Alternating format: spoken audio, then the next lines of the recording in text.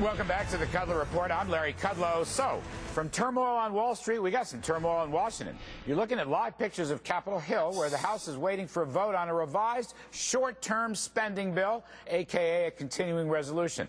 This after 4 dozen Republicans broke ranks last night, defeating the bill that would have funded the government past September 30th. So I'd like to know if the House leadership can corral the votes, or, heaven forbid, are we headed for another government shutdown? So let's talk. We have distinguished House members, Bill Pascrell, Democrat from New Jersey, and Texas Republican Kevin Brady, Vice Chair of the Joint Economic Committee. Thank you, gentlemen. I appreciate it. Kevin Brady, as I understand, let me talk to you, as I understand it, this is all about emergency funding for FEMA, about $3.5 billion, and you want to take $1 billion out and cut the Department of Energy. Can't you get that done? This seems like such small potatoes for a government shutdown.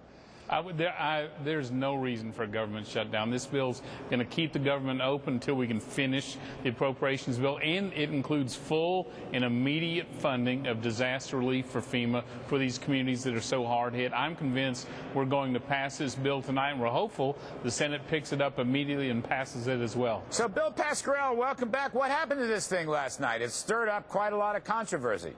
Looks like the leadership on the other side doesn't know how to count, number one. Number two, we only lost 5 members in this vote. We feel we should have a clean vote, as what's happened in the Senate. I think that this is the right way to go. We have funded these disasters the same way every time. And what we do, whether it was Katrina, was $130 billion, $130 billion.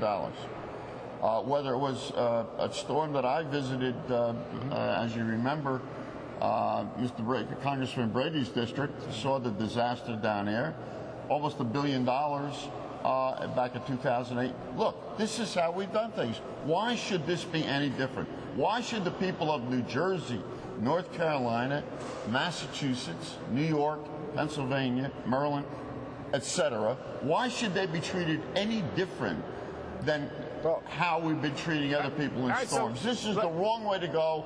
It is wrong-sided, and for us to ask rob Peter to pay Paul is not the way to handle it. So, Kevin Brady, what's your response to Mr. Pascrell's argument? Well, from Texas, we have wildfires. In fact, the same communities that Bill, to his credit, came to see the flooding aftermath are now burnt out and people can't get back in their homes. We're going to fund this disaster relief without question. We are simply saying, like in other cases, let's not add more to the deficit. There's frivolous spending in Washington. We've identified it. It's ready to go. So let's both provide disaster relief and let's not add even more to this dangerous deficit. Larry, an emergency is an emergency. This is emergency spending. Our people are hurting. It's like Katrina. You peel away the onion, you see what really people who had very little or not very much at all are underwater and can't go back into their same homes. We're talking about 31 million people. We're talking about 52 congressional districts. Larry, we're talking about a lot of hurt, and we have an obligation and responsibility to help one another. And we'll pay for the thing later on. This is wrong, Larry. This is a bad precedent and hurts Americans. Think about it if it was in your district. Larry, just a final point. Democrats had a chance to join with us last night to pass this disaster relief. In fact, it would already be past the Senate and on to these people had there been any votes from our Democrat friends. So my point is, why don't we come together now, short-term extension, pay for these disaster relief, and let's get it to these committees. The thing Kevin, is, you politicized it last night. You're going to politicize it again tonight. Oh, no. I'll tell you what. You're adding $100 million in there to go out to cut some program because they're looking at it. And if we want to go through every district and find every congressman who has recommended an investment into a bill, into a company that's gone bust, let's do it. But this isn't the time to do it because people are hurting. It seems to me Kevin, you know better than that. Anytime that we can pay for the bills in America and cut frivolous spending for the important things like disaster relief, let's not miss that opportunity. The thing is, Bill Pascrell, we're broke. The public knows we're broke. You know we're broke. Kevin Brady knows we're broke. You're both not good broke. You're both I don't agree with you, Larry. We're broke. And the public wants to see some kind of action, some kind of joint action from Washington. So not on emergency spending. This just strikes me as something that shouldn't be this hard. That's what I'm asking. Not on emergency spending, Larry. There are 32 million Americans that are involved in this recent storm. You know, then we were hit again.